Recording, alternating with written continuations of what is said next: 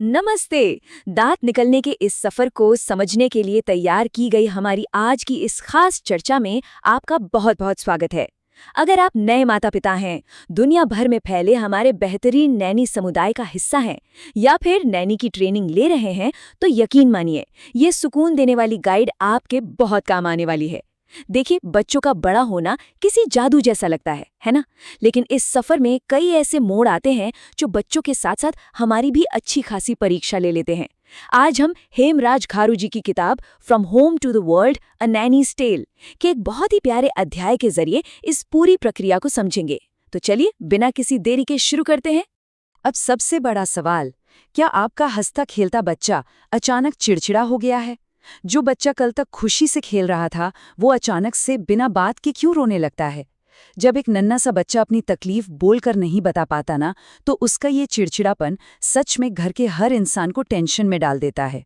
और सच कहूं तो ये एक ऐसी स्थिति है जिसका सामना हम सभी को कभी न कभी करना ही पड़ता है।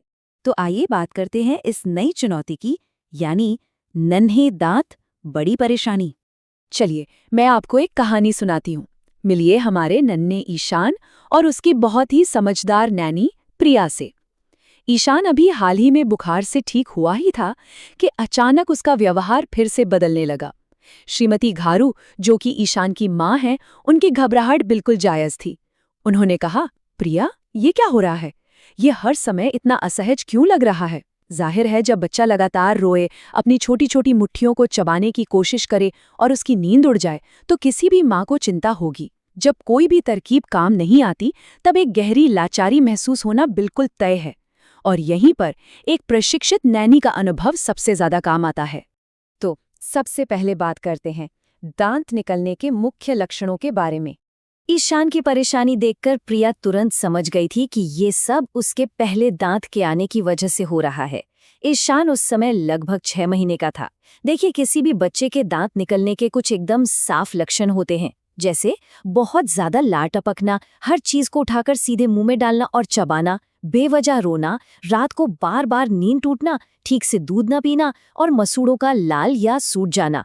ये सारे संकेत चीख चीख कर बताते हैं कि बच्चे के मुंह के अंदर कुछ बड़ा बदलाव हो रहा है। खासकर नानी छात्रों के लिए इन लक्षणों को पहचानना बहुत जरूरी है, क्योंकि सही पहचान ही तो सही देखभाल की पहली सीढ़ी है। अब आप शायद सोच रहे होंगे कि आखिर इस पूरी प्रक्रिया में बच्चे को इतनी तकलीफ होती क्यों है? जरा इमेजिन कीजिए, एक सख्त दांत बच्चे के नाजुक मसूड़ों को चीर कर बाहर आने की कोशिश कर रहा है। ये उभरते हुए दांत मसूड़ों पर अंदर से बहुत गहरा दबाव डालते हैं। ये दबाव लगातार एक चुभन और दर्द पैदा करता है। यही वजह है कि बच्चे स्वाभाविक रूप से किसी भी चीज को चबाकर उस दबाव और खुजली से थोड़ी राहत पाने की कोशिश करते हैं। ये बिल्कुल एक नेचुरल रिएक्शन है। तो अब सवाल ये है कि हम क्या कर सकते हैं। चलिए देखते हैं दर्द कम करने के कुछ अचूक उपाय। एक बेहतरीन नैनी का काम सिर्फ बच्चे को संभालना नहीं, बल्कि माता पिता को सही तरीके सिखाना भी है। प्रिया ने तुरंत स्थिति को संभाला।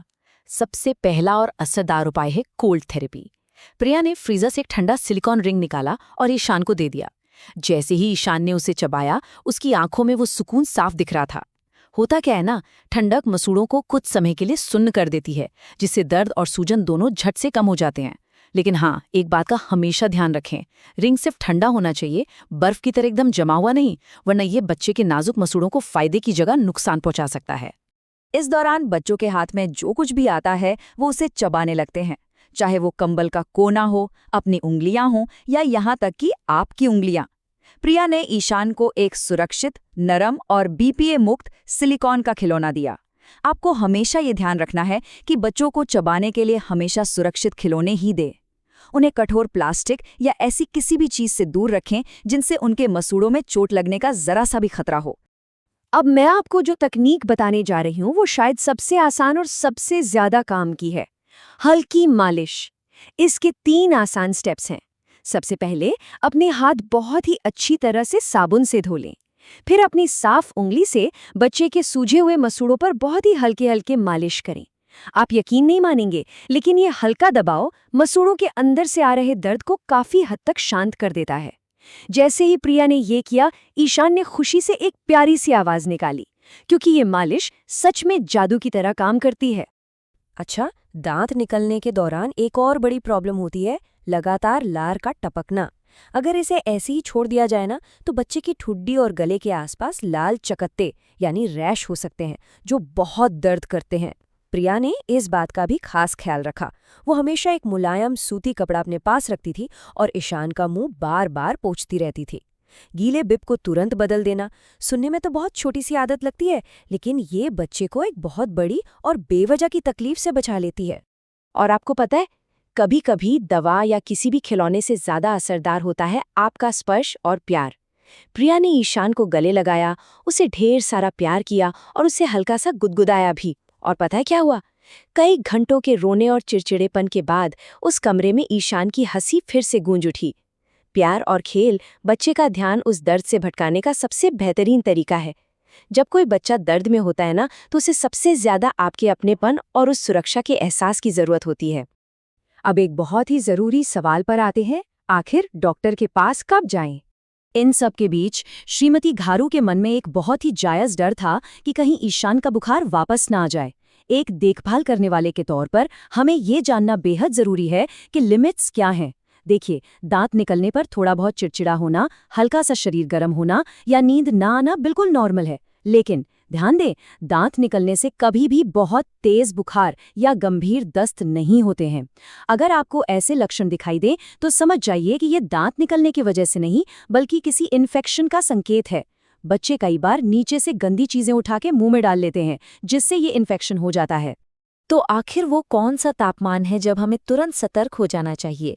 वो मैजिक नंबर है 100.4 डिग्री फ़ारेनहाइट, यानी 100.4 डिग्री फ़ारेनहाइट या उससे अधिक। प्रिया ने बिल्कुल साफ शब्दों में बताया कि अगर बच्चे का बुखार इस नंबर को छू लेता है तो बिना कोई देरी किए सीधे डॉक्टर से संपर्क करना चाहिए। इस सटीक जानकारी का होना हर माता पिता और नैनी के लिए एक बहुत बड़ा हथियार है। इन सब के बाद आती है एक नई शुरुआत। ईशान की वो रात काफी लंबी और मुश्किल थी। वो बेचैन था, बार बार उठ रहा था और रो रहा था। लेकिन प्रिया ने अपना धैर्य बिल्कुल नहीं खोया। वो पूरी रात उसके पास बैठी रही। जब भी वो रोता, उसे प्यार से गोद में लेकर झुलाती और थपकियां देकर सुलाती। प्रिया की ये सोचना पूरे नैनी समुदाय की आत्मा को दर्शाती है। एक नैनी होना कोई आम नौकरी नहीं है। ये सिर्फ समय पर खाना खिलाने या डायपर बदलने तक सीमित नहीं है।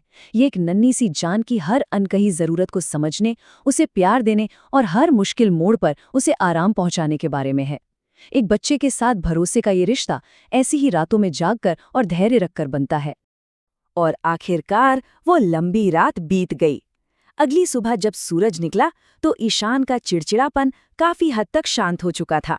प्रिया ने जब उसके मुंह में देखा तो वो खुशी से चहक उठी। मसूड़े से एक छोटा सा सफेद हिस्सा बाहर झांक रहा था। हाँ, ईशान का पहला दांत। ये सुनकर श्रीमती घारू ने खुशी से तालियां बजाईं। पूरे परिवार के लिए एक छोटा लेकिन बहुत ही अहम और खुशी से भरा पल था। प्रिया की मेहनत और उसकी सही देखभाल ने इस मुश्किल सफर को एक खूबसूरत याद में बदल दिया था। तो हमारी ये चर्चा एक बहुत ही अहम सवाल के साथ खत्म होती है। क्या आप इस तरह की हर चुनौती को एक अवसर में बदलने के लिए तैयार हैं? जब आपके पास सही जानकारी हो, सही तरीके पता हो और सबसे बढ़कर आपके दिल में बच्चे के लिए भरपूर प्यार और धैर्य हो, तो दांत निकलने जैसी मुश्किल प्रक्रिया भी उसके विकास का एक बेहद खूबसूरत हिस्सा बन जाती है। इस जानकारी के साथ बिना घबराए आप बच्चों के हर छोटे बड़े मील के पत्थर का जश्न मना सकते हैं। तो इस चर्चा का हिस्सा बनने के लिए आपका बहुत बहुत धन्यवाद।